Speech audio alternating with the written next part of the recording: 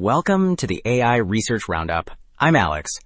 Today we are looking at a paper trending on X, published on December 7th, 2025, about 1 week ago. It introduces a new flash multi-head feed-forward network that keeps the benefits of a multi-head design while cutting peak memory by about 3 to 5 times and even speeding up inference by up to 1.08 times, all while improving perplexity and downstream accuracy over standard SWIGLU feed-forward networks. The paper is titled Flash Multi-Head Feed-Forward Network, and as we will see later, the implications for efficient transformer-style models are pretty significant. Alright, Figure 1 illustrates the core idea that self-attention and the feed-forward network actually share a very similar structure. The left panel stacks two matrix multiplications with a softmax in the middle, taking in queries, keys, and values.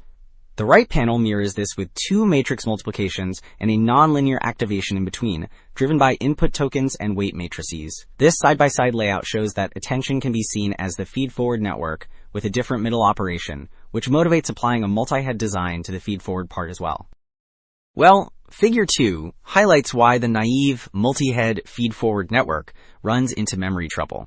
The top equation shows that all intermediate activations, the SILU of QK transpose and QU transpose multiplied by V, are materialized in high bandwidth memory at once. The three naive FFN blocks illustrate many heads, each processing its own slice of Q, which means H separate large tensors must be stored, so activation memory grows linearly with the head count. So, while Figure 2 highlighted the memory problem, Figure 3 presents the two key ideas that fix it. The left panel shows each head sending its token representation into a router, which assigns soft weights across several parallel feed-forward subnetworks, and then sums their outputs, so every token can use multiple pathways. The right panel depicts the flash-style kernel that streams blocks of Q in an outer loop, and blocks of K, U, and V in an inner loop. The central SRAM box illustrates that SILU activations and the final multiplication happen on chip, which avoids storing huge intermediate tensors in high bandwidth memory. Alright, Figure 4 moves from architecture to outcomes and compares evaluation loss during training at different model sizes. The left panel at 128 million parameters shows that FlashMHF with 128 head dimension drops fastest and ends lowest, beating both the SWIGLU baseline and the plain multi-head feed-forward network.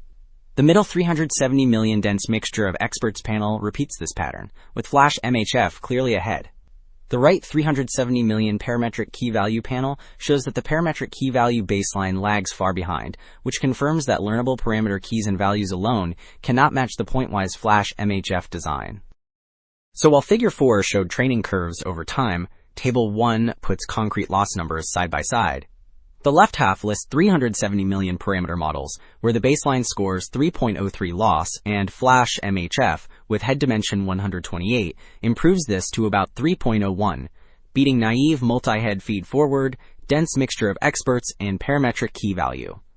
The right half reports 1.3 billion parameter models, where FlashMHF again wins, with head dimension 128 reaching roughly 2.79 loss, better than both smaller and larger head dimensions. So, while Table 1 focused on validation loss, Table 2 reports downstream accuracy across several reasoning and reading benchmarks. The shaded rows highlight FlashMHF variants, which take either the top score or second place on almost every task. At 370 million parameters, FlashMHF with 128 head dimension gives the best average accuracy.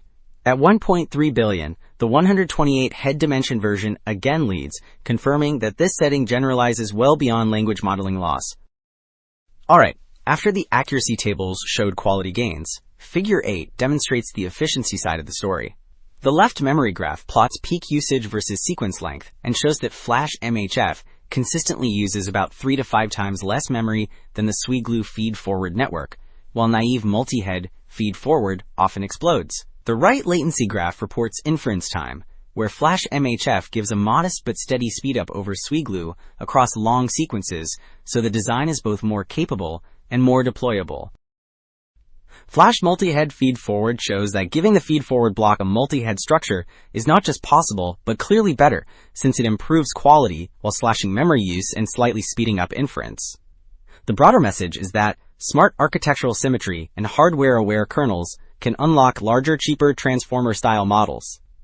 That is it for this episode of the AI Research Roundup. I am Alex, thanks for listening.